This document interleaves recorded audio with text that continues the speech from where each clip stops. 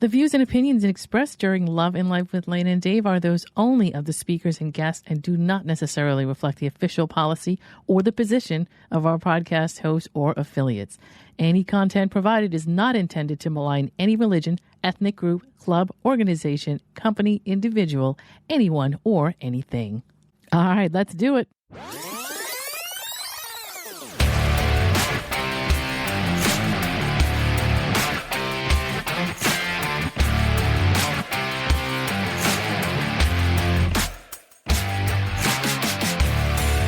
You're listening to Love and Life with Lana and Dave, the podcast where logic is power and you take control. Thank you for tuning in and making the choice to listen in and get ideas for your own love and life. Now, here are your hosts, Lana Williams and David Vaccaro. So this is Dave and Lana. That's what we are. That's what we are. And you are the listener. And yes, you are. And I'm Dave. You took that away from me. I'm not sure who I am now. I'm taking everything away from Dave. To be honest with you, he's just useless and no good for anything right now. So we're just doing all this stuff for him. I've definitely been a little under the weather. And we're just going to congratulate him on breathing daily. Right.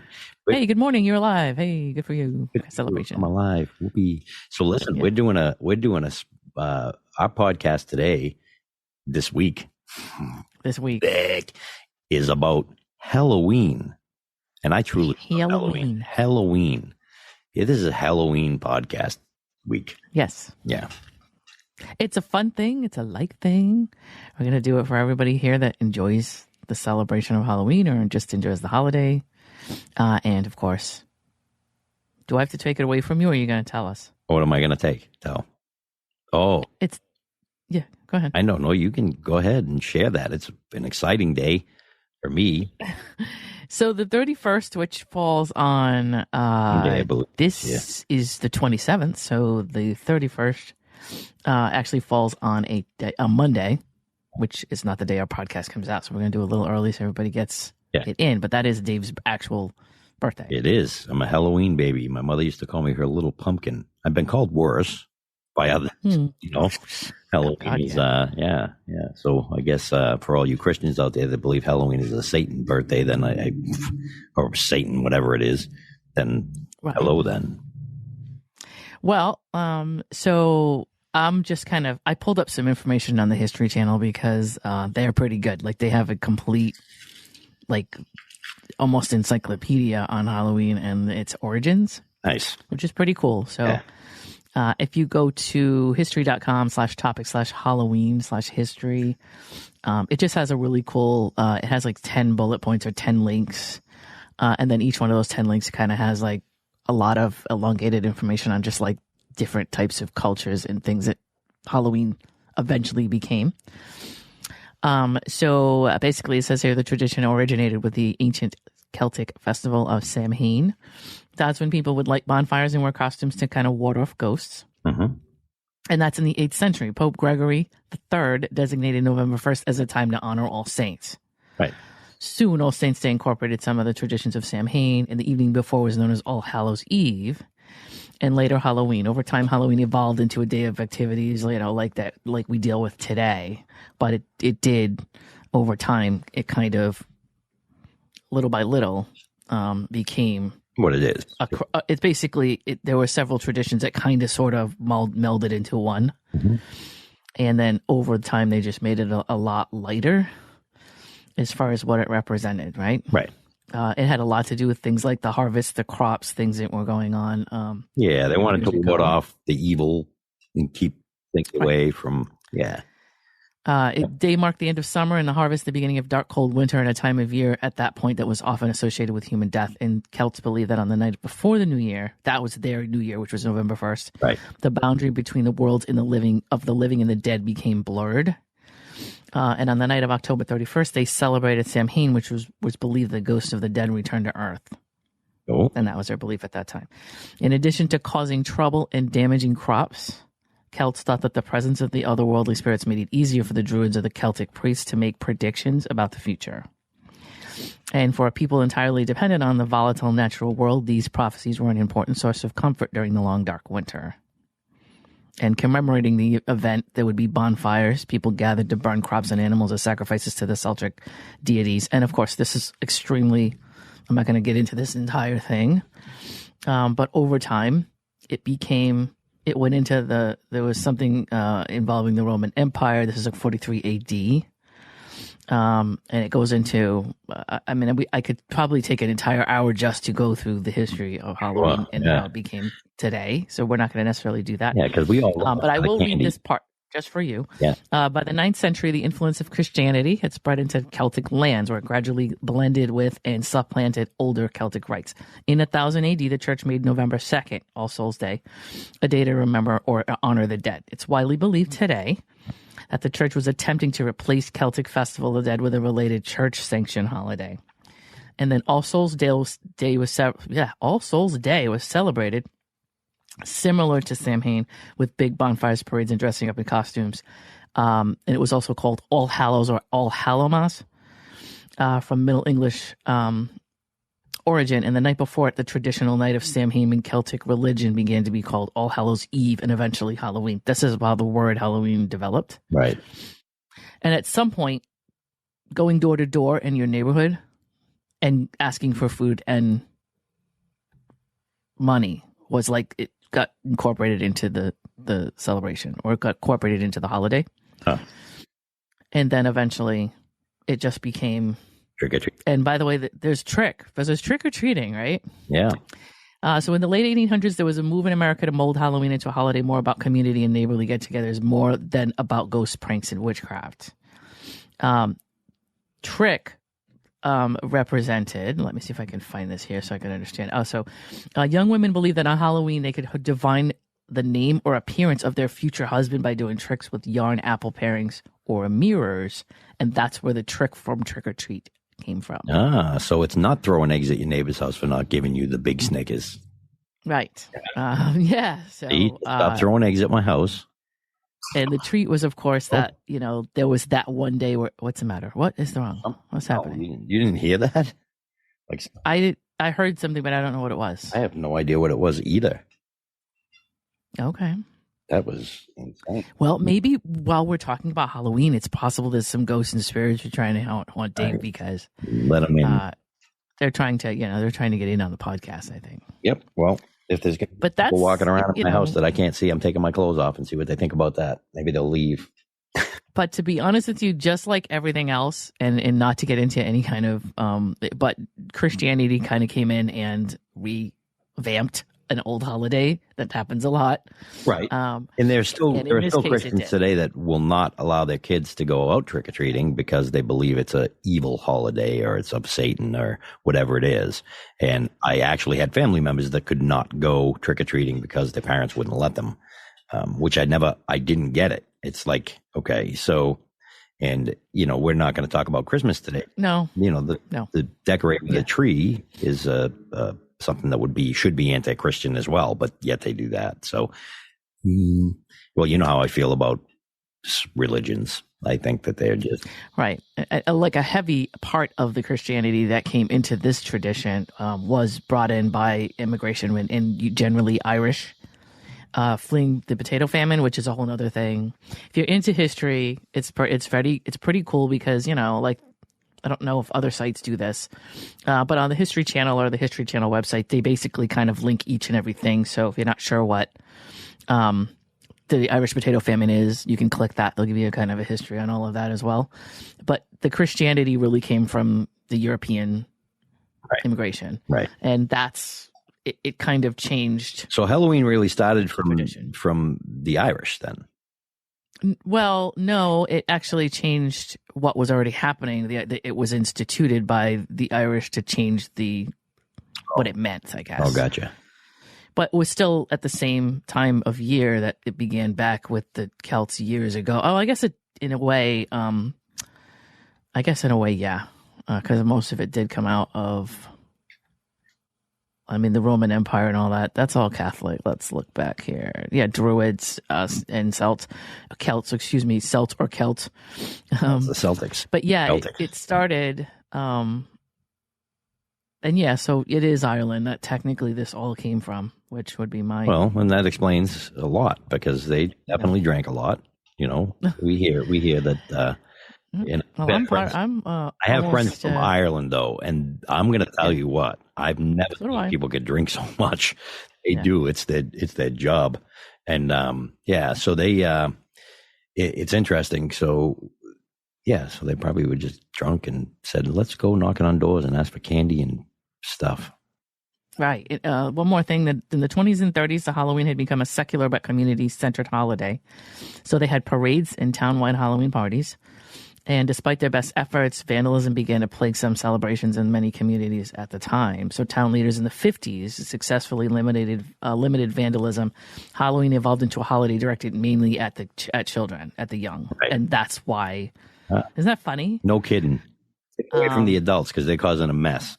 We're gonna due to high numbers of young children during the 50s baby boom, parties moved from town civic centers into the classroom or the home where they could be more easily accommodated. Nice. So isn't it funny? All these different parts of holidays that we think are just, I don't know. I personally, I like reading stuff like this because all of it comes from something else. And all of it gets kind of homogenized is really the word I'm looking for. Of course it is. I mean, Halloween today is completely different than it was when we were kids. We used to go out and get our bags and our costumes and go knocking on doors until 10 o'clock at night. Now, they make you go to a parking lot and people set up their cars, and now that's become a thing. Even after the trunk or treat. Yeah. So and they're doing that even now, even after, COVID is over. COVID made a lot of changes to things that I don't know. I hate. I mean, we're going through history, Dave. So if you want to look at this, and this is just my opinion, okay? Of course. But we are living, breathing historians in the sense that we're going through our own things now that are similar to past things. So the stuff we're watching change is the same kind of changes that happened in ancient times based on something or other coming through. Sure. The Irish, the potato famine or the Spanish flu or whatever happened caused some kind of change in traditions. And we're actually seeing that right now. We're saying, well, they're changing this because of this, and it doesn't look like it's going to go back because we're in the middle of it. But probably 100 years from now, somebody will be reading a book about our time at this point, and it'll be said that this pandemic came through and lasted almost 3 years, and here's some of the things that it changed because of that thing. Right, and it started changing even before COVID. To be fair, right? They started doing Halloween during the day. And then, there was no more kids out by themselves because there used to be a group of kids just walking around all over the place, and everybody felt safe. And I think it's just society has become a real shithole, and people are afraid to let the kids, like we were talking about walking to school, for example. That's changed. But it has changed. But I got to say this, and this is all part of the Halloween tradition, right? The scariness and the things that are going on out in society. And when we were kids, this is going to sound funny to people who don't know any better, and maybe you've seen it in movies, but we used to end up on milk cartons when we went. Yes, that's right. And that would be something that I know when I was a kid, I used to sit and read milk cartons in the back of cereal boxes when I ate because there was nothing else to watch other than cartoons maybe in the morning. The cereal box was where kids would read during breakfast. That's what you would do. You weren't on a phone. You read. Well, we didn't have all this stuff. No, we didn't. I mean, we just didn't have the technology, and we did maybe have TV, but we had one central, at least at my house. I was a very spoiled kid. My mother, she was lacking in a lot of things, but she definitely wasn't lacking in making sure I had everything I needed. Probably because she wanted me to leave her alone. Exactly. But I actually had a Panasonic TV when I was a kid. It was a black and white. Right. But at my age, that was extremely. It was rare. It was a big deal. We had 3 TVs in our house, which was unreal. Yeah. My mother had a black and white in her bedroom. I had a black and white in my bedroom. I don't remember what it was. Oh, you know what? I remember my mother did too. She did. She had a black and white in her room as well. And we had a big color console. The big console, yep. And that thing weighed it was heavier than a refrigerator is today. I mean, those things were crazy huge. It was crazy. Well, wait, let's start. We'll get off this in a second. But my grandmother actually had a console TV, and that thing had like a tuner, a radio in it. Yes, it did on the top. It actually had an alcoholic bar in it. Yep. It had the TV in the front. Yep. and then it had the big speakers on the side, Right. and I believe it had a record player in it as well. Yes. Right. Yeah. It was just one complete unit. We did which not have at that time one, was but all wood. yeah, and they were very heavy. And wood. all one wall of the house, like it literally took up one wall of the living room from one side to the other. Right. You know what I mean? And so it was like anything having to do with entertainment was in this thing. And it eventually became smaller. The one that we got, we had a console that was, the TV was just the TV itself, and it had speakers on the sides. Yeah. But it was a size of what?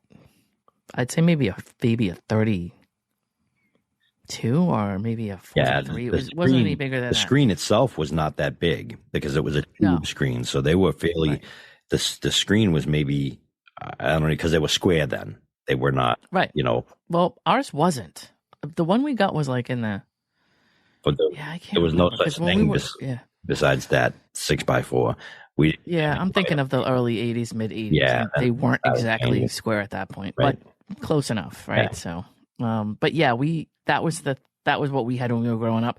And before that, we had like little color TV with antenna. Like we didn't have consoles when I was little in the living room. We had probably 25-inch tops, like those little tubes that whatever that would just. And nobody will ever know the sound.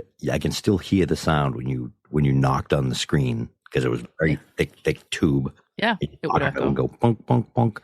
You will never know what that's. And we were the remote controls when the channel had to be changed. Mm-hmm. They didn't have anything to change it. We had to get up and walk across the living room and change it for the parents. Like, hey, go change that to channel 6. Turn that up. We only had 3 channels too, by the way. Yeah.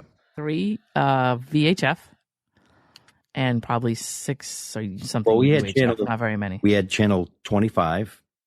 That was UHF. Yeah, 56 on UHF. We had those 2 channels, and then I think we had like 4,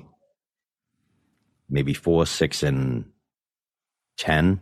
Oh, you guys are in Boston, so we had we had 7, 6, and 3. So you guys had. We had 4.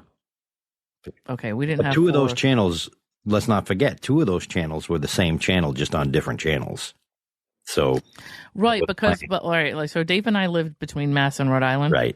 We had the same. We were probably pulling from the same TV towers, so that's why it makes sense to us. If you were in any part of the country that wasn't, we were one state over from each other. Right. So our NBC was 10, and his NBC was 4. Right. However, because we were so close together, we could see 4. It wasn't as close. Right. And you probably saw 10 with some kind of blurriness, but it was there. Exactly right. Yeah. So we wanted 4. Our affiliate was 10 locally. So it was a clearer picture. One. Sure. Yeah. And we had our own little. And depending on the weather, sometimes you'd get 10 comes in better than 4 today. So right. Yeah. And the same thing with CBS. So CBS was we had a TV guide. We got a TV guide every week. Yes. And it would tell you this is what's going on for the week, and it would tell you 7, 6, and 3 is where this show is coming on, whatever it was. Yep. That really was our CBS. That flipped eventually, but it was CBS when I was a kid. So we were 6. You guys were 7. That's correct. And I don't know what 3 was. I guess 3 must have been out towards the Cape or something. So 2. I don't know. Don't forget PBS. 2. Everybody had. Yeah, but that 2 was different because that wasn't CBS. That was PBS. I'm talking about CBS. Oh, okay. Well, just right. So channels, yeah. 2 was different.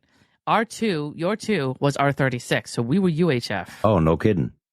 All our PBS was 36. Oh. And still is. Oh, no kidding. And you guys are 2. So for some reason, the affiliates fell VHF, UHF. Right. For PBS, for some reason, it was too different. So, and for those that don't know what the hell we're talking about, UHF are the higher numbers, and it's a different knob on the TV. Everything up over 13. Literally used to turn your TV. One knob had to be on U. Yep. And that's you for UHF, and then you would start controlling it with the other knob, the second knob. Right. And that was 25 to 64 or something like that. Then they come out with a channel 27, which was called Preview, which was a cable channel, and it wasn't really cable channel. It did come over the air, but it was scrambled, and they had this little box, one channel. That's it, one channel. Yep. And that's why you'll see these memes. And for you that don't know, you'll see a meme with it's all squiggly and like squiggly lines, but you can see kind of boobs through the fuzz. Okay, yeah. Yeah, that's, I mean, as kids. That was Preview. That was like the kind of like the Playboy channel of years ago. Yes. At and night. went away. At night, anyway. At night, During- so it was during after a the day certain they amount of played time. Whatever they played, I don't even. I remember. We didn't have it. Yeah. So. And do you remember? Do you remember? What was the one? What was the video channel? Remember? The videos? There was a video channel that came out. Oh God, what was it? It was right around the same time MTV did, but a lot of kids didn't have cable yet or didn't have the availability yet. Mm-hmm. V66. That was V66. Yeah, and was on channel 66. Yep. So V66 was cool, and also years ago, you guys don't even care about videos anymore because nobody does it. But videos was a big thing. And once MTV went big, every single affiliate and station was like, well, we have to do that because obviously there's an audience for it. So they had Friday night videos on ABC. Well, they wouldn't even know what MTV is, even though MTV. Right. That's what I'm saying. I'm saying at some point videos went out of style again, but at one point that was a big thing. That would have been 81, 82. There was never any, on MTV, it was strictly music videos. Yeah, all videos. That was and it. That's it.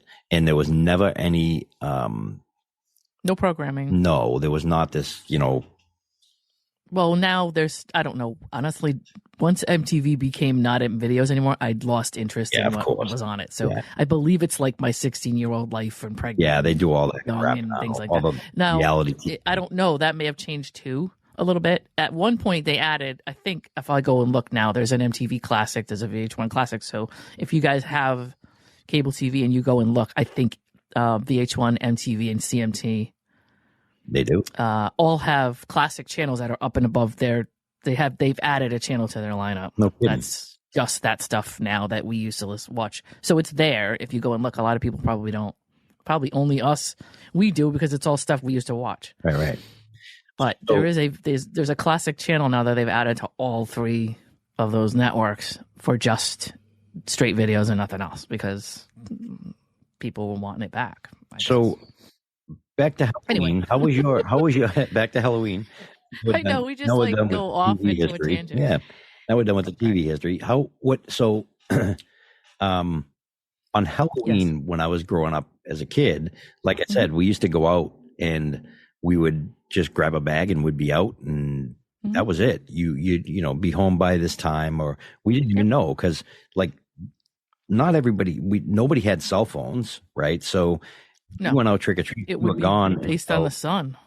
Well, right, but it would be till dark. We wouldn't go out trick or treat until it was dark. Nobody. We did. Oh, yeah. Well, maybe we went out. Once it got dark, we went home. For young kids. Well, it depends. Like once I became like when I was like at 12 or 13. Well, that's old. Dark. Yes, of course. Exactly. Even today, 12 and 13-year-old kids are not going out on Halloween. Well, that's different today. Yeah. Were we talking about how it was years ago? With both. We're talking about Halloween in general. So Halloween was always fun, and it was a good thing to have a birthday on Halloween because I really got away with a lot on my birthday because my birthday number one. So nobody was telling me, well, be home by this time. They're like, make sure you're safe and be home and don't eat any. So the biggest thing was don't eat apples, right? And no unwrapped candy until you get home. Okay. I'm going to bring up a podcast that I listen to called American Hysteria. Okay. And it's a really good podcast because it's all about like just the weird conspiracy theories and things that like we all learned growing up that was just rumors and stuff, right? Right. So they did a whole Halloween episode recently, and I think the original episode came out in 2018, right? But it's good. And it's all about just stuff that went around when we were kids that we heard about, right? That was just... Of course. Right? So we heard about Pop Rocks, like they brought up Pop Rocks and how... If you drink Pop Rocks and soda, your stomach will explode. Absolutely. Right. And it wasn't true. Right. And Pop Rocks like went out of business because they spent millions of dollars to try to keep this rumor out of the mainstream, but they couldn't do it. And the kid that they always said died of it was the kid from the Mikey's Life commercial, who's still alive today and has no idea what that was about. I've heard so many stories a couple of times, right? Hey, Mikey, he likes it. Yeah. Right. They said, he died from that. Whatever happened, it stopped Pop Rocks from making any money. And at some point, then they went into this thing with Bubble Yum and Spider Eggs. Yep. All the stuff that they brought up in this podcast, I'm like, oh my God. I remember all that stuff. Yeah. And they said something like they went and actually did a statistical review of things that happened on Halloween that we heard about and versus what really happened. Right. And no razor blades and apples has ever happened, except it's scary enough for people to respond to it. And so it went around as rumor. Yeah. Plus, I think in Halloween 2, which is the actual movie, they actually showed a scene where a kid bit into an apple and got a razor blade, which of course probably freaked a bunch of people out. But in real life, it's never actually happened, right? It's just something everybody feared. We sure did. And like went out of their way to but it never happened. Stop giving apples on Halloween. You used to always get an apple. There was always a lady that would give apples. You know, maybe right. And so it's just that it's just a funny podcast in the sense that it teaches us that there's stuff that's powerful enough to actually keep the entire country from doing something. Of course it because did. of some rumor they heard. Right. So there was that. And look at Jaws. Even Jaws kept people off the beaches for so long. Right. And so it's crazy but anyway, they said something like they actually found only like 2 incidents of something happening. One was an actual parent that poisoned their own kid with those stupid straws, the pixie stick straws. Sticks, yeah. They actually put cyanide in the top of it, stapled it shut, and it was obvious if they had paid attention because there was a staple in the damn thing. Right. That I don't know if their kid got sick or not from it or whatever, but anyway, they traced it back to the parent, and the parent was the one who did it. Right. And something else, but both of them were like complete like one-off things, and in all of history there's only these 2 things that have actually happened, and all the stuff that we hear on Halloween, how much ridiculous stuff we hear and how much we freak out over it. And I just thought it was great. It was just really a great podcast. Oh yeah, there was issues. I remember, you'd go home and you'd dump your candy all over the bed, and your parents would go through it and be like, you can't have this, you can't have that, because it's a wrapper that could have been like open like a Tootsie Roll. You could open that Tootsie Roll, put poison in it, and then roll it back up, and you wouldn't know the difference. Only sealed stuff we could have. So, yep. And I mean, that makes sense, that's safe. But what I'm saying is a lot of the stuff that we were afraid of was started by people that were just trying to get us to panic. Yeah, we just assumed that people were out to kill kids. I mean, that's really insane. And they said this, they said, if you really wanted to do that, like they actually did one of those things called like a theory tester, where they said, okay, let's start from the beginning and say, if somebody really wanted to poison children, like how hard it would actually be for somebody to do that. Right. Because they'd have to be in your neighborhood. They'd have to be a house that kids went to and all this other stuff. And so a lot of the rumors that went around about that were like vague rumors, and somebody would say, oh, I didn't see anybody, and like would be this house at the end of the block, but like nobody knew where it was. Right. Just stuff like that. Oh, yeah. Anyway, it was just kind of funny. But when I was a kid, if you had an old person that was kind of like didn't come out of the house a lot. So you'd be like, there's a lady always looking out the window in that house. That's the freaky house, I mean, well, yeah, we used to try to scare each other and stuff as kids, and that, that's part of the whole thing. Yeah, of course. But yeah, when I was a kid, we actually had one house on my grandmother's block, and the guy was nuts. He went out of his way. He loved Halloween so much that he had his whole house decorated. And we have a couple of those houses around here, and I love those houses where they go really crazy and they put all kinds of money into it. And they really do a good job. Right. Those are cool, right? Like it's almost like a haunted house on your street. Yeah. Yeah. There was a guy like that, and when I was little, I was too stupid to know the difference, so it would scare the crap out of me. He used to come to the door headless. No kidding. He would just have like a costume on or whatever, where his was, but I didn't notice that, right? All I knew was, and he used to have the head in his hand like this. Yeah. And he'd be handing out candy, and I would be like, I do not want to go there. And it would scare the crap out of me. But of course, I was like 5 or something. It was like, I think my grandfather was still less. I was very young. Yeah. But that was when I got older. I'm like, oh, that's really cool that like people really go crazy and put together. I love that. That's another thing too, that I love having my birthday on that day, because to me, although I'm becoming a year older and I hate my birthdays now, so I still love seeing, like, it's very festive, right? So, and I feel like excited about that, because Halloween has always been, and I don't know if it has to do with because it's my birthday, but Halloween's always been one of my favorite holidays. It's fun, it's exciting, seeing all the creativity and the costumes and the yards that get done up, and I love it. And I'd love to hear. So if you're one of our podcast listeners, please send us a message about, your fondest Halloween memory. Because I love hearing stories and something that sticks in your head as a kid. I remember as a kid, we were going to this house and where I lived, there was this house that was underground. It was literally like only 2 feet stuck above the ground, and you'd have to go downstairs, and then the door was basically underground. And I guess I found out later they did it for tax reasons, because if your house is underground, you don't pay some kind of tax. This was years ago. But I remember going there on Halloween, and I was scared to death, because you're walking down like to this thing that's underground. There's like no windows. There's no, there's little windows around the edges, but you can't, it's not like a house. It's just like you feel like, oh my God, if I wanted to get out of here, I'm trapped stuck. Or something like that. It's like, yeah. So I knocked on the door, and the lady's like, oh, come in. And I was like, oh my God, go in. Like she was an older woman, and yep. So we went in there, and I was little, and I was scared to death. And she had so much candy, and she's like, take whatever you want, because people don't come to her door because they have to literally. And when you get older, you're probably like, oh, all right, it makes sense, right? When you're a kid, you're like, why is she being so nice? That something must be wrong, right? Of course, I was having the whole syndrome of paranoia. The Hansel and Gretel story, she's gonna cook us for dinner, but that's a time that really sticks out in my memory from Halloween, going to that house.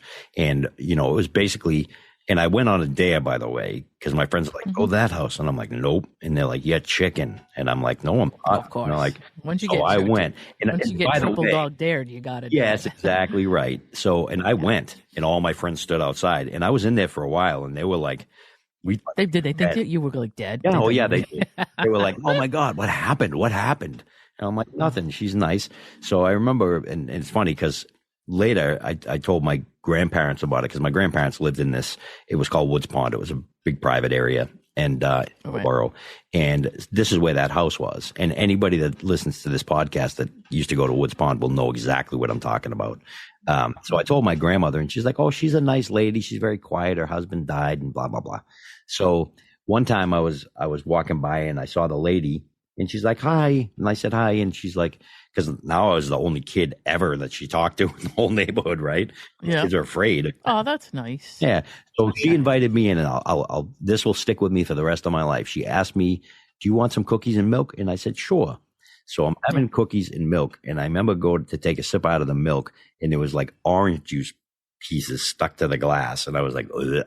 It was just, okay. She's, she's old. She can't see she's probably washed the dish, but she missed stuff. And oh, well. Yeah. So I did not drink my milk.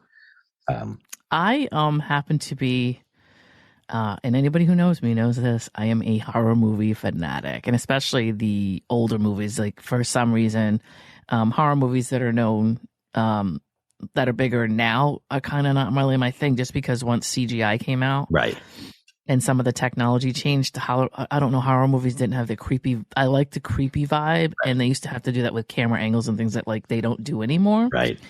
So the feel of the movie is different for me now, and so I don't watch a lot of the the actors are different too. It's a different type of acting. True. Yeah, it's years ago. The actors are different anyway in most of them, but in these horror movies, it's like, I don't know. You can almost do whatever you want now with CGI, and you can really make people see whatever you want, but it loses something of the authenticity of the movie. Just gets lost somehow. The writing becomes less. It's more about special effects than it is about the story. Right. Like, it's, I understand that it's fun to do that, but it's like, there's a lot of other stuff that kind of went by the wayside, and so I don't know. Right. They kind of lose the psychological impact of they do. Shining. They do. That's something that sucks you in, and characters and stuff really suck you. I mean, a little kid, red rum. I mean, come on. I was right. I mean, I just recently watched that, and it's kind of funny because the angles and you're working with somebody like Stanley Kubrick anyway, who that's a whole nother story. If anybody's ever seen, there's a couple of movies by him that I that particular one, I don't know. There's, I believe that I don't think that Stephen King was real thrilled with that particular version of his book, but it's classic. They tried to do The Shining a few times after that, and everybody just seems to go back to the classic, and there's a lot of reasons for that. But just angles, and Stanley Kubrick could take a picture, or could put his camera on a wall and just make you nervous about the damn wall for no reason. Exactly. he would just, there would be some way that he would The music, put the wall, sounds, everything. Sometimes it was a music, but sometimes even just, a lot of times years ago, they used to do still shots with no sound in horror movies. And that's another psychological crazy thing. Right. Yeah. Would just, the end of, I didn't never know this. I thought they did it on purpose, but I found out it was an accident. The end of, there's the Invasion of the Body Snatchers. The one that I like is from the 80s, of course, because I grew up there. That is a remake of one from earlier. Right.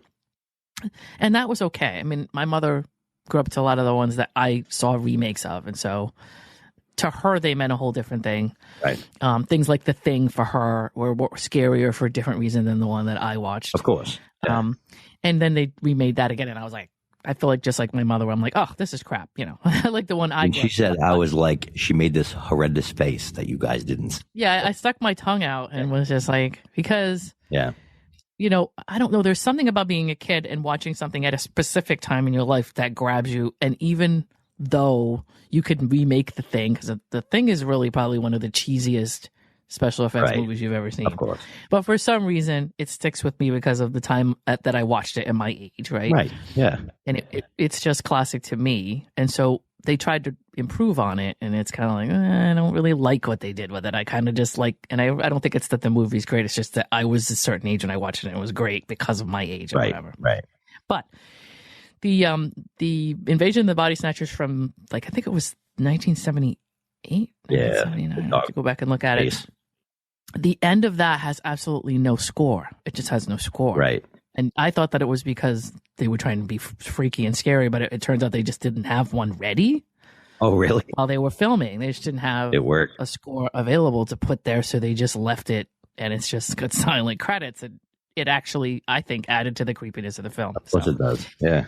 And all of that, like, if you go back, there's all these different things that you find out about. Like, to me, obviously Halloween is one of my favorites, and every Halloween night I watch, if not that night, up until that night, I will watch 1, 2, and 4 in that succession. And there's all these trivial things about that. If you know me personally and you know my Facebook page, every single day in Halloween, I theme my page to a specific movie. Yep. And I'll do that until the end of the month. And of course, at the end of the month is all the Halloween movies that you'll see. But I'll do that with stuff that I liked and I watched and the trivia about those movies. But yeah, that's my tradition on Halloween. Not everybody does that. Yeah. But that's my thing. Some people like to dress up. Yeah, I don't have a tradition. And of course, if I do dress up, I do very simply. I put in the fangs and the things, and I dress nice. I do his things means he has contacts. Contacts, yeah. I pointed at my eyes. Sorry about that. Yeah. You guys can't see that? You can't see that, yeah. No. So, yeah. So I put in the contacts and the teeth, the fangs, and then I kind of dress, with a nice shirt and, a modern day kind of vampire thing. So I think you should get a long wig, just like the interview with the vampire. I know, right? You should really go back into especially now. I've been alive for 3,500 years. I've had gray hair since I was pretty young, so I used to color my hair all the time, and especially in Halloween, I would dye it jet black, so it kind of fit. But now that I'm losing my hair, I don't want to dye. Yeah, you just might as well get a wig, which is fine. Yeah, of course. Cool. It's Halloween. Yeah, I can get. You have to get one it's like the old times where you have like the wig with the ponytail, like the powdered wig kind of thing, because that's how long vampires are supposed to have been around, right? Yeah, I get that. But yeah, there are so many different things that I did want to mention too, that we're in New England, so we actually have a lot of the things that the country sees and is traditional for the country. We have origin here. Like we've got Salem. We've got Salem. Yep. And that's where a lot of movies were made. But also there's just Salem is just like a big it's a festival within itself for probably 2 months up to Halloween at least. Oh yeah. Yes. I mean, it's all year round, I think, that they're that way. But in Halloween, it really ramps up. It does. It ramps up starting in September.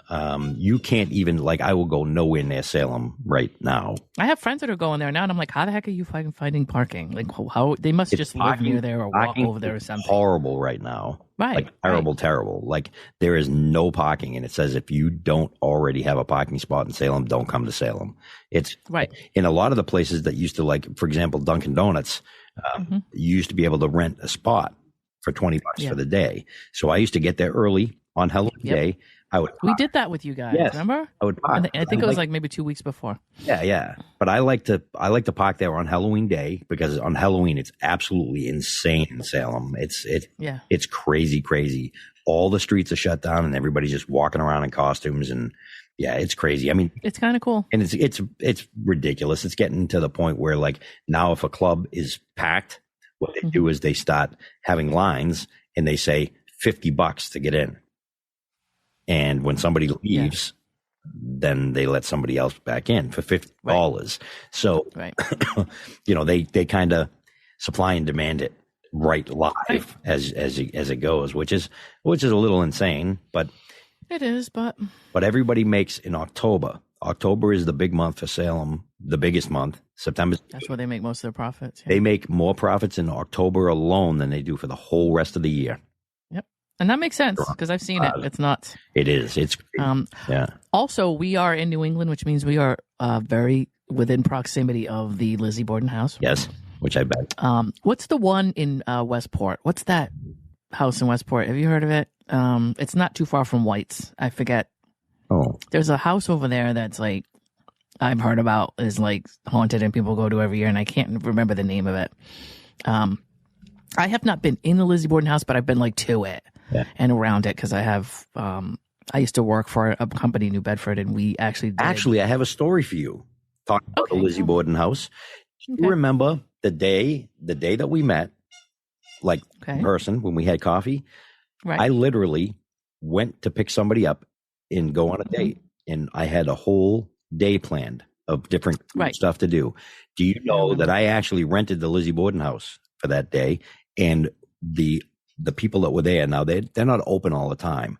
So I'm mad because if I'd have known that I would have had you take me there. And I had lobster. They were making lobster, so I gave it to the couple.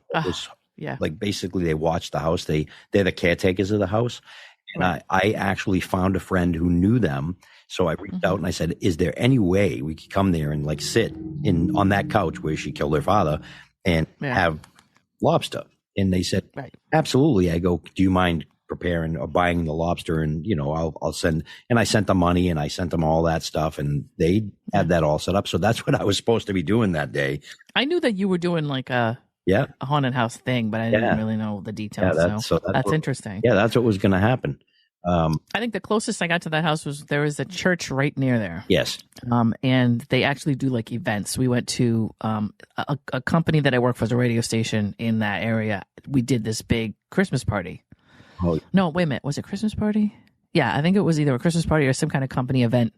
And we rented the place out and it was, it was just drinks and whatever. I think it was Christmas. And we were on the same street as that. And so like I kind of went around and was looking at, you can't really go in there, but I was looking in the windows and stuff. I'm like, it was on the same block. Yep. That's the closest I got to it. I've never been in it yet. But also they open it in certain times of the year. Like it's open now, right? I have a friend who and I'll tell you later because it's personal. But anyway, her mom is very good friends with the woman who dealt with the Conjuring issue. And I have I have all 3 Conjuring books in my house, all signed. Nice. I have yet to crack one. I said, can I borrow them and read them? I feel really bad because they're like, yeah, sure, you can do that. And of course, you didn't. Anna signed all 3 and I have to start reading one of them. This is a while ago but they're in good condition. They're in my library and they're nice. So I haven't. That's awesome. But I have those. But here's a funny story. I moved to Atlanta back in 2014 to 2016. And okay, if you know me, I'm just going to say some stuff and you're just going to be like, what? Well, there's this place down in Atlanta called Swinging Richards. Oh. And it is a very big male strip club. Swinging.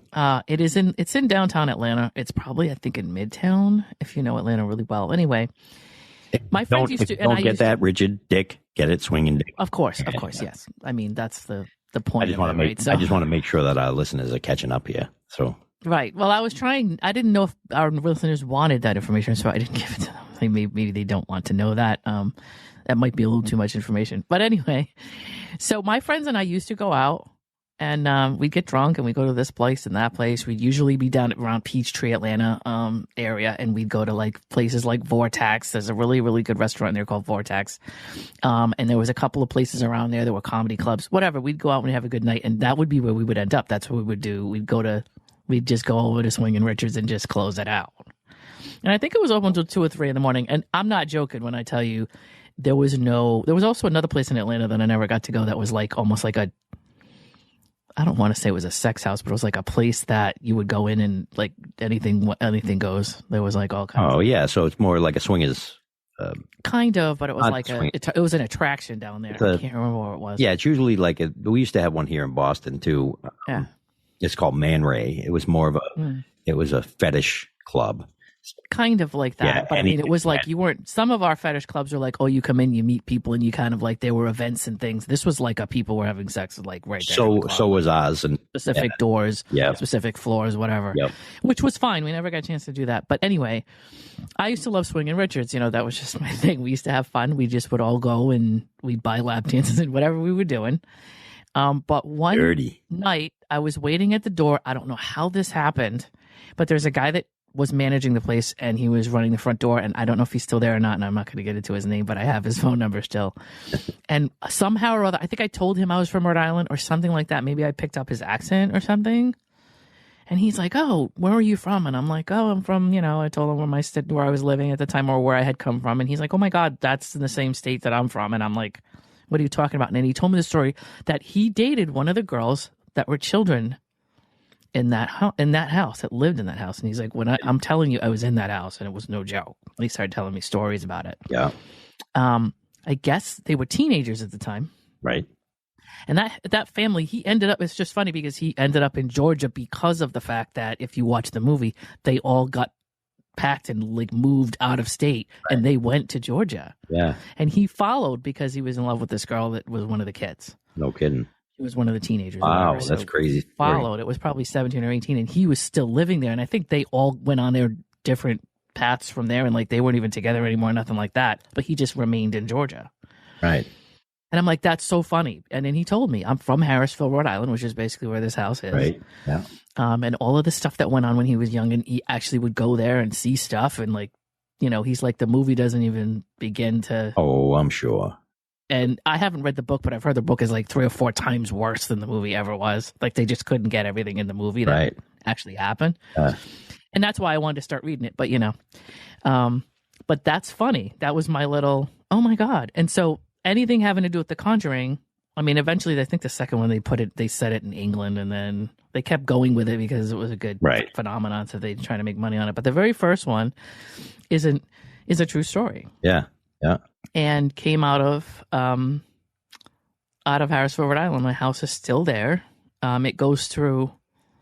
I've watched it a couple times. Like it's been sold. It's funny because it's bought because they want to make an attraction. Then they sell it immediately. Like right now, recently it's been bought and sold a couple times.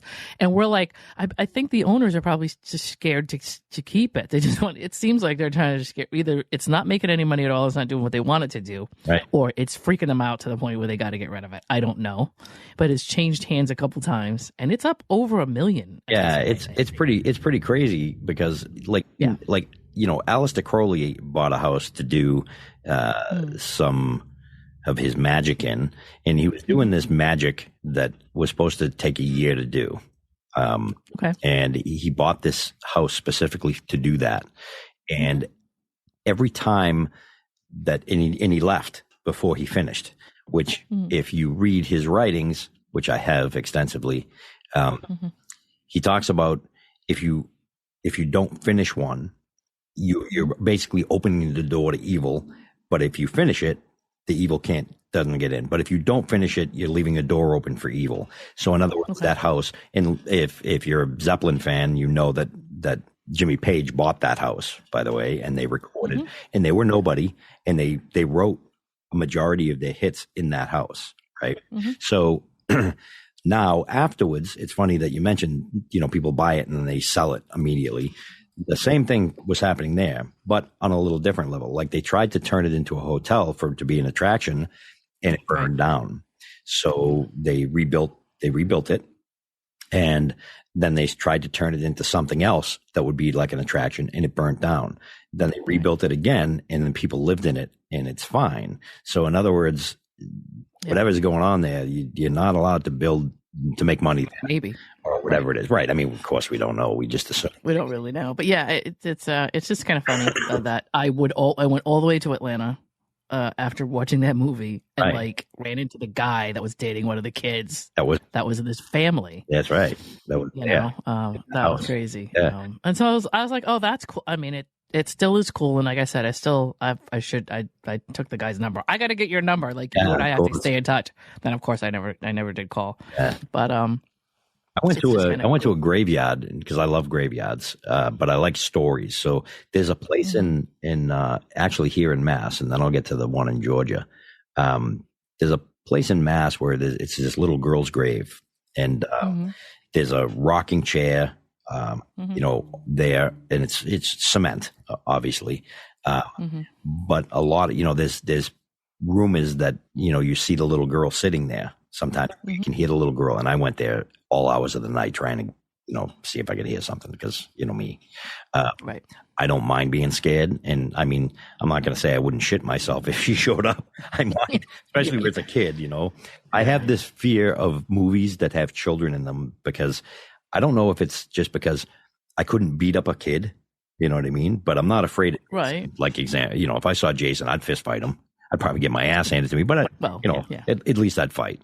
Jason wasn't a kid though, so not no. But that's what I mean. Adult, right, I would fight him exactly. Where I can't really fight a child or a woman. That scares me, like The Grudge. Yeah. Nope.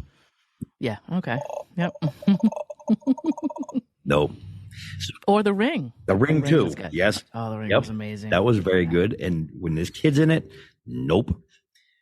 Yeah. When you see so the freakiest scene of the whole thing. Of The Shining, right? The little girls, right? The little girls just standing there. Nope. Shit myself. Nope. Jack coming busting through the door. Honey, I'm home. Those are Grady's children. You know that. Those are Grady's children. Are they?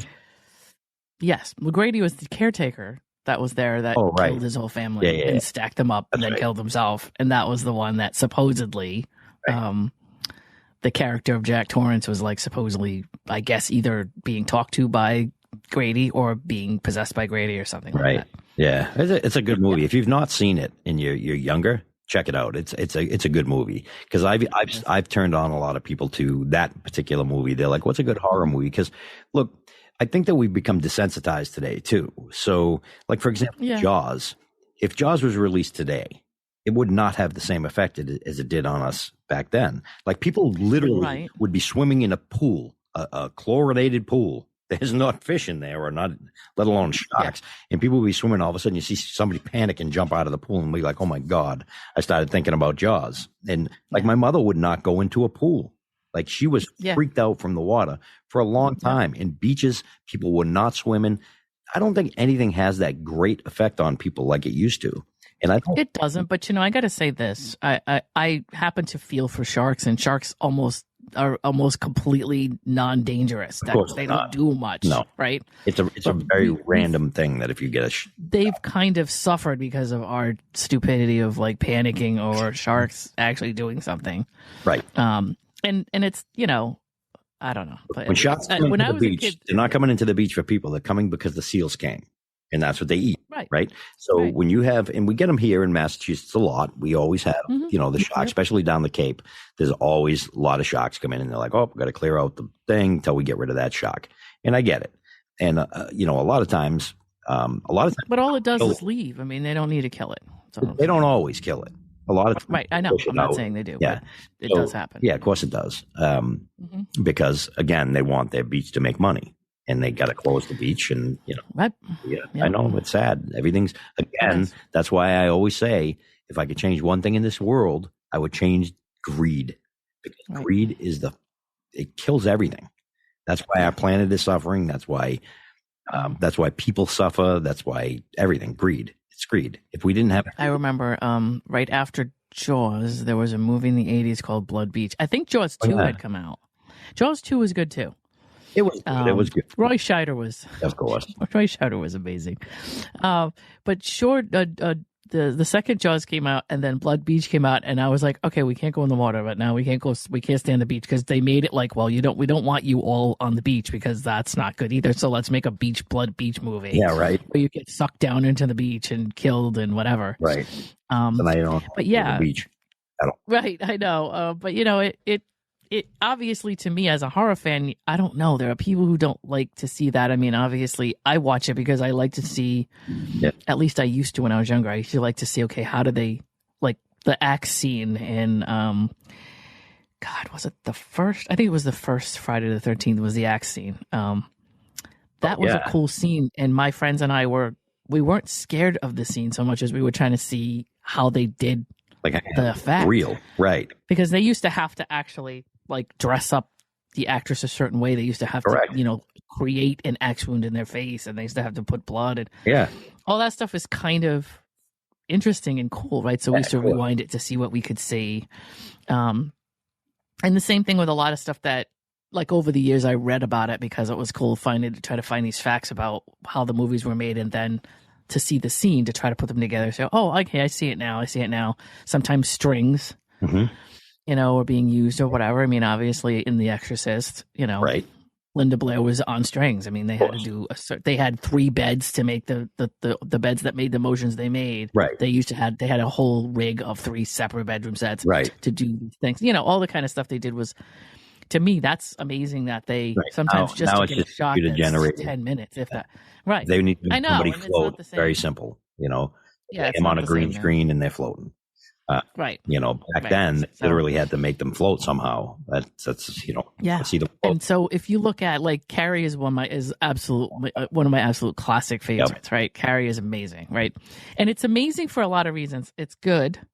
It's fun and all that kind of stuff, but I like it because it's a period piece. If you look at Carrie, it is so quintessential 70s. It's not even funny. I mean, everything in it is very, very, very, like, free love, hippie. All the outfits they were wearing and the stuff they were saying is just perfect for that time. But, there were things that they had to do to make things creepy. So they had there were, in that house, they had to make that house look really dark. Right, of course. And they had to put stuff in the corners. That's a lot more difficult than you think. Shadows. I had the opportunity to do some movies when I was younger. I got involved with acting, and I did a lot of extra work, including Hocus Pocus, which was filmed a lot in Salem. Yeah. Yep. So I got involved, and then I also got involved with this guy who's in a bunch of movies now. But he was producing a movie, and I got a lead role in this movie, and it never got released, but it was fun to do the whole thing. And we would record. It was 2:00 in the morning, and there was a scene where I was running through the streets of Boston.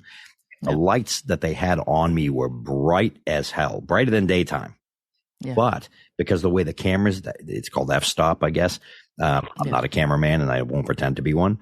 But the way that they would put the lighting and stuff, and then the f-stop on the camera would make it look like it was really dark out, and it was. I mean, it was 2:00 in the morning. And that's why you'll see a lot of times they'll film in the winter months, because the air is clearer. There's less smog and stuff. Yep. So they want a real clear picture. They don't have to do that now because they do everything digital. So they clear all that crap up. But it also, I think it loses a feel to it because it does. They go in and clean it up digitally, and it's so much easier to probably do that stuff now. And you could probably take a newer iPhone now and probably shoot a whole movie based on what you have available. They already did. Right. I'm not saying the new one. I should say they have or they will, they've but done you can commercials. now do that. Yep, they've done commercials starting with the 12. Now the 14, they're shooting a full feature film with the iPhone 4. Right.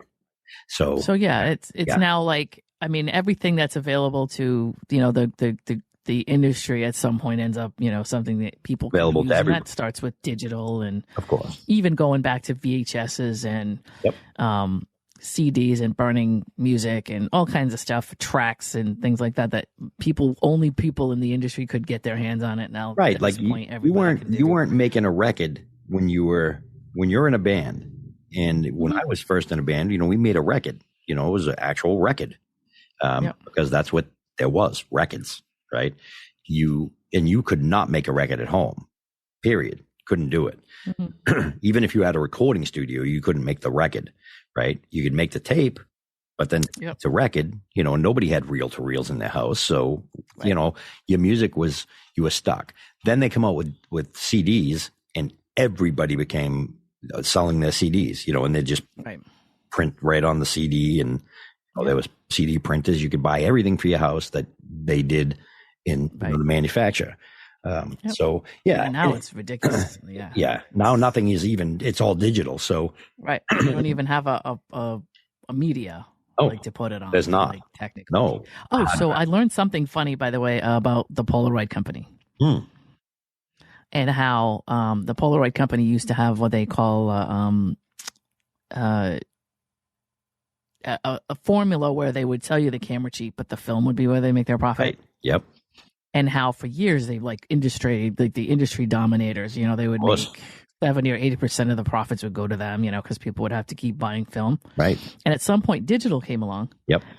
And how they decided that they were trying to take that model.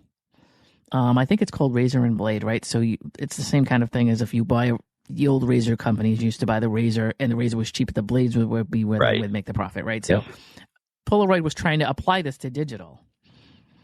And they couldn't. And instead of saying, well, let's pivot and try something different, they didn't like the camera sales. They thought the camera sales that just wasn't their model. Their model was like, let's get what's in the camera to profit. But with digital, they couldn't do it. And that's why they're not around today, because they had the plan. They wouldn't pivot off the that same model. thing. You can go buy a printer for $40 now, a good printer. Right. They make all their money from you coming back and buying the ink. And that's fine. But when it came to pictures, instead of just getting rid of that model and saying, okay, that model's not going to work, what else are we going to do? They would refuse to get off that model. It was a great model, and a lot of people use it today. It was. It's not, you can't, when your thing turns to digital, you're done, right? I mean, Polaroid, listen. Polaroid could have dominated the market had they decided to change their model at that point, right? Because the thing is, they had to. Well, they had to, right?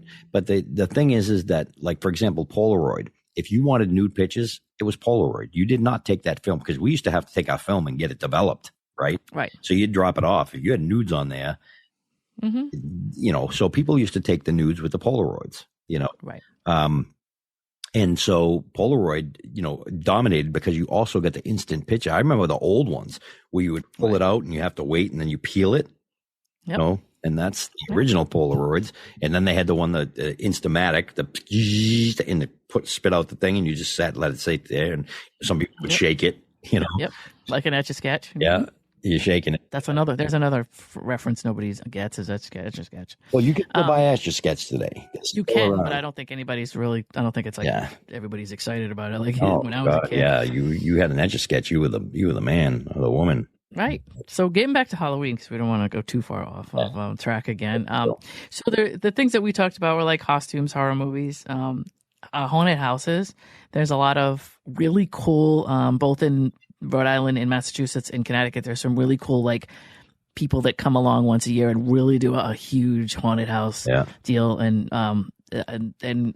I heard there's something going on in Massachusetts where I think on Wednesdays, or I gotta remember the name of the place, but you're not supposed to be touched in a haunted house, but this place on Wednesdays does it. Oh, I love that. See, that's better.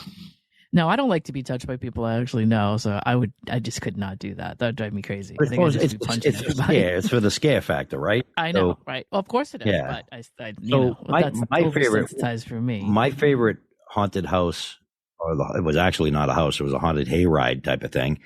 What was it called? It's the big one. They're everywhere. I don't know. It's when they were in Berlin, Mass. And you used to have to go to Western Mass, and it was all Spooky World? Spooky World. Loved it. And you know who used to play there every year? Tiny Tim.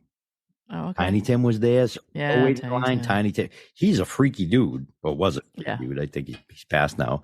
But he's a strange man. I mean, he wore diapers because he preferred to go to the bathroom in his pants than in the bathroom. So but listening to his music while you were waiting in line kind of built up that because he sounds like a damn horror movie anyway. You know, his voice that, you know, if you don't know who Tiny Tim is, look up Tiptoe Through the Tulips. Yep.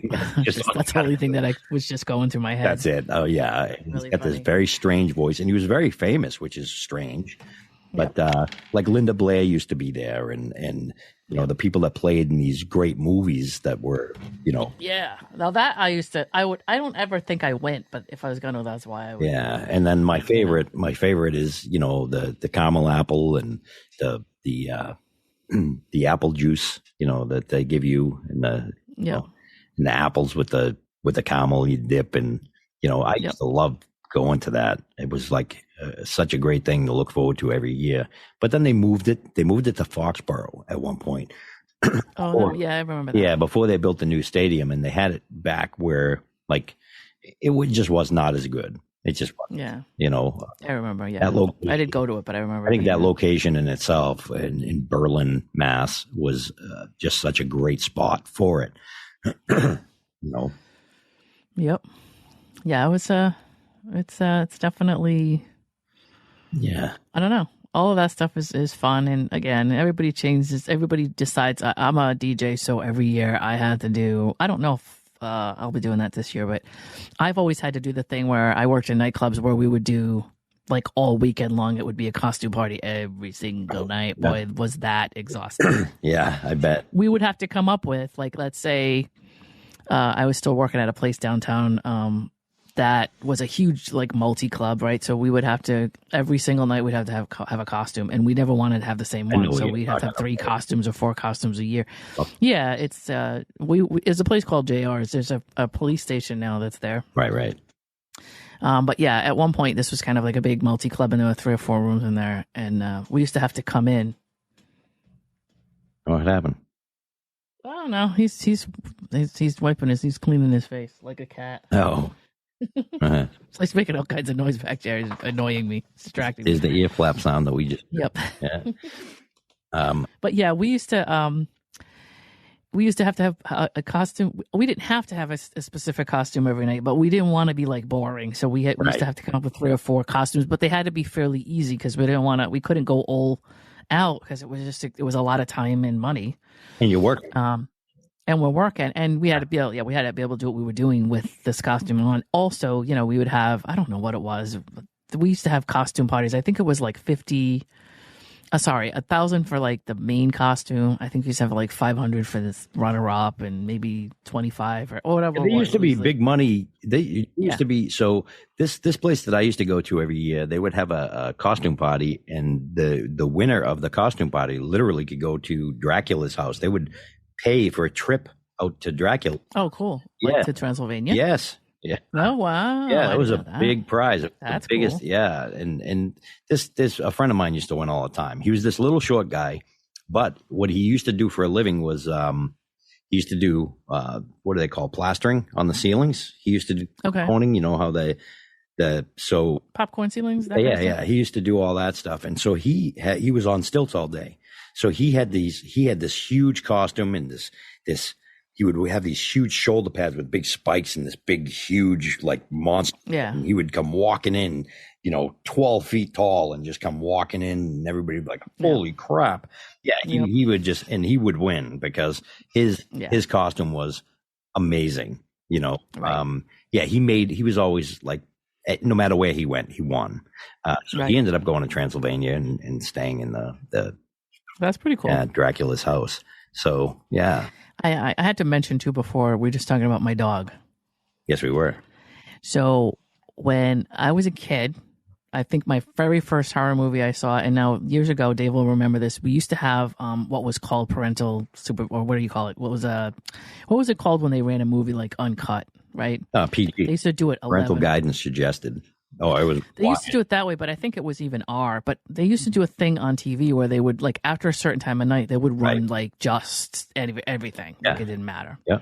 And they used to run stuff like The Exorcist and things like The Deer Hunter. Do you remember The Deer Hunter? That was my mother's movie, right? So they would play stuff like that on a channel, but like way, way, way late after kids went to bed, and then they would say, you know, this is a what you call it. I forget how they explained it. It was parental guidance suggested, but But they would be able to run that disclaimer and get away with it and be able to just run right. something. And they used to do it. And then after the commercial, when they came back, they would still show that screen and say it again. Yeah, they would. Yep. And I don't know, for some reason. I mean, right now we have cable TV, so I guess it doesn't really matter. Like when you think about network TV, I guess like Dave and I probably have a whole different idea about what that is really, because it was supposed to be so like family oriented and friendly, right, when we were young, right? Right. But what happened was I think The Exorcist came out in 73, and by the time maybe 76 came around, 75, something like that, it was on TV. They were, stuff used to go straight to TV years ago because they didn't really have videotapes and stuff, right? Right. So I watched that movie. My mother would sit and watch like really horrible movies that were like supposed to be too old for me. And I used to sit, we had a couch that was at the end of the hallway, and my mother would sit on the couch that was facing the windows, right, and the TV. And I used to sit behind the couch and watch the whole movie from behind her. Nice. And if she got up to do something, I'd run down the hallway and go to bed and come back. That's funny. So she never knew I was back there. So I watched The Exorcist I was born in 68 and 73. I was 5. So I would say I was no longer older than 7 or 8 when I first watched The Exorcist, and I watched it completely uncut. Right. Right. But I was fascinated by it. Well, The Omen is another. They cut a huge part out of The Exorcist, even today, if you recall. Back then. Well, I don't know, because I have the director's cut, and I have the. So did they still show the part with the cross? Yes. That's in all of the. So, that's in everything. If you watch the movie now on like HBO or anything, that's gone. That scene is gone. And if you don't. No, it isn't. I just watched it the other day. It was not on. Oh, okay. I watched it the other day, and it was there. It was. Okay. And I have I own the movie because I have like that 25, whatever the heck it was. No, I'm sorry, 40 years, 50 years, whatever it was. I just bought that like set, but with the spider walk, because the spider walk's been going for years. You know about the spider walk is, right? Yep. Everybody and if you don't know The Exorcist, just look it up. There's a spider walking scene that they ended up taking out, and like this poor Linda Blair, they just tortured the crap out of her this whole movie. And I don't know if the spider walk was like a stunt. They may have done something like that. But anyway, I watched that movie as a kid, and when I tell you as something that, I mean, this is how long I've been watching horror movies, and it's probably psychologically screwed up my brain, right? I probably shouldn't have been seeing stuff like that. But The Omen is another movie I watched, and when I tell you that I love The Omen, The Omen is one of my like all-time favorites. But that's why I own Rottweilers, because The Omen was the first time I ever saw a Rottweiler, and I was like in love when I saw the dog. Right. And I think the first and the third one was Rottweilers, and the second one they used like crows or hawks. I think crows or something like that. But anyway, so I was like, oh my God, that is the most beautiful dog I've ever seen.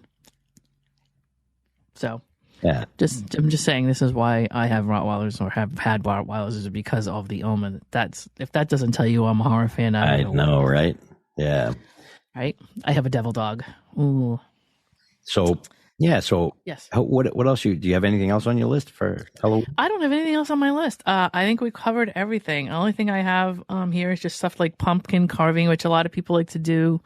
That's not a huge thing, but a lot of people like to do jack-o'-lanterns and stuff like that. That's like a activity you do with your kids. But I think a lot of older folks will do it too. Sure. And we have at where I live. Yeah. What'd you say? Become an art form. They have events where you can go and see carved pumpkin. I was just gonna say, we have a place called Roger Williams Park here.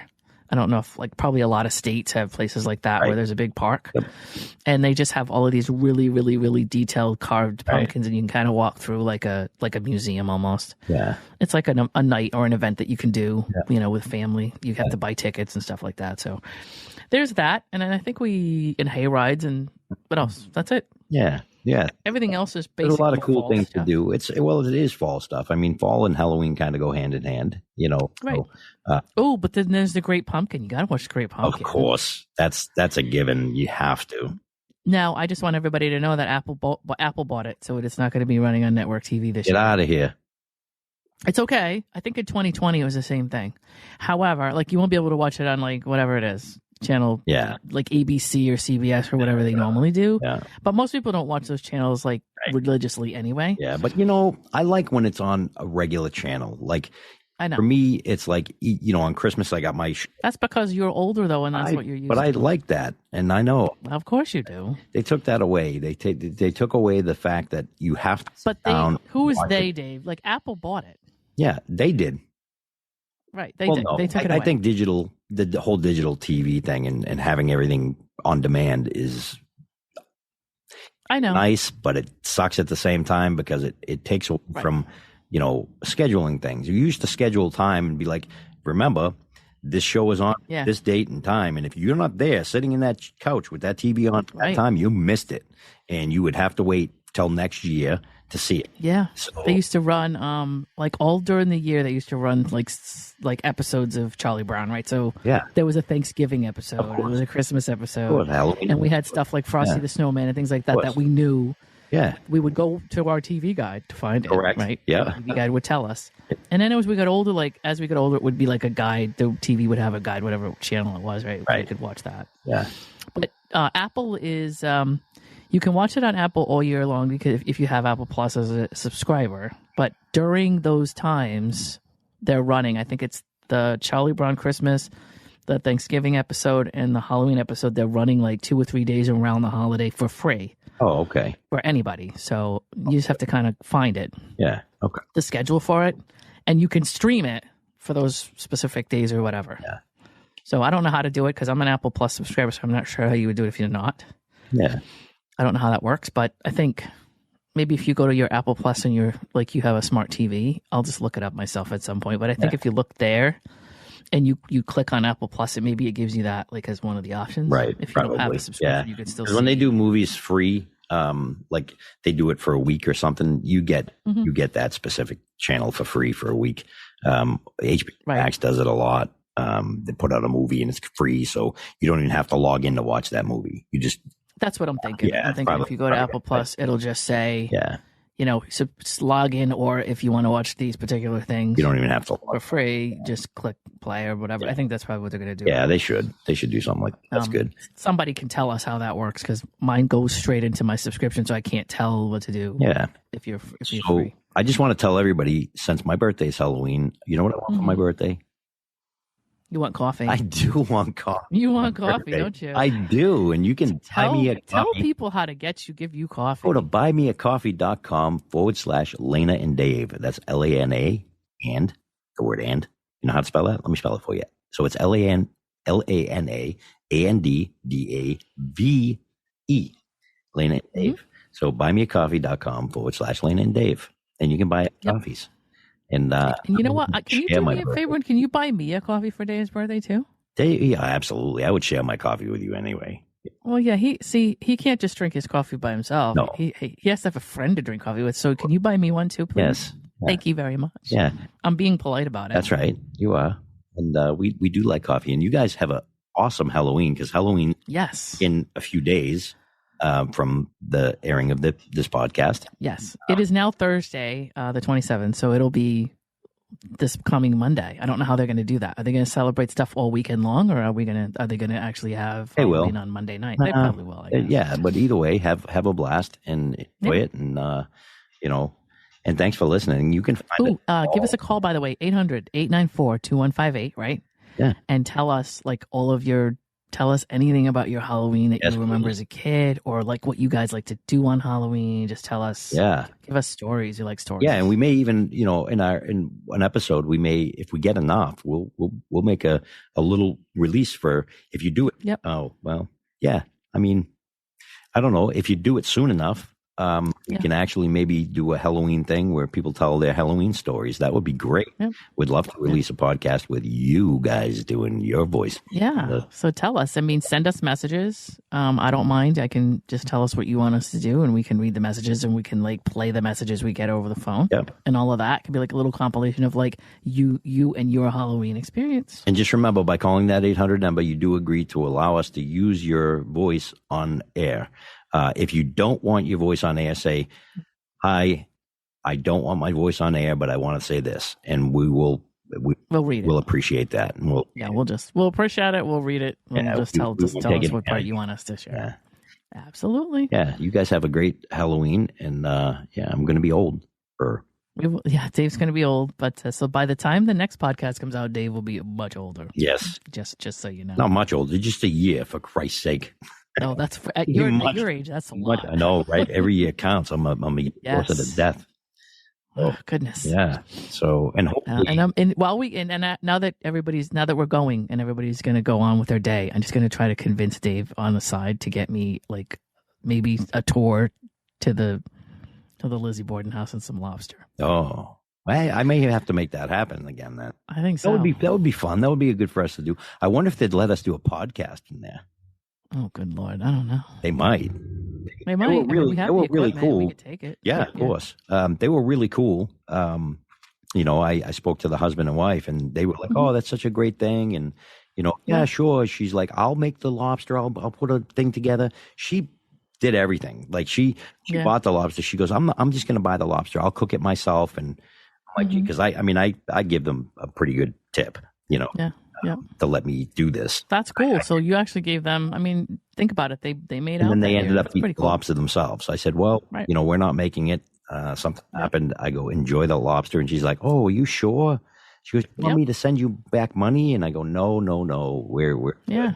And because I kind of wanted to leave it open for another time. And that was, I don't know how many years ago, 6 years ago, maybe 5 years ago. 2016, I think. Right, because that was the year I came back. So 2 years ago. To this area. So, yeah. So, if they're still alive, because they were an older couple. Right. We'll see. We'll see if we can make that happen. And I'm saying it live on. I know. Well, you know what? By the way, whatever. In either case, we're going to be eating some lobster soon. That's all. I can tell you. That's a true story. I thought we would have lobster this weekend. I figured it would, but we were going to have lobster this weekend and meatballs this weekend. We were going to go through some cemeteries that I hike with my dog, because my dog and I hike cemeteries at night. Oh, that's a good thing. All the time. Nice. And I was going to take Dave and say, hey, Dave, look. This is what we do. Look at the cemetery. We're going to walk through that. I love cemeteries at night.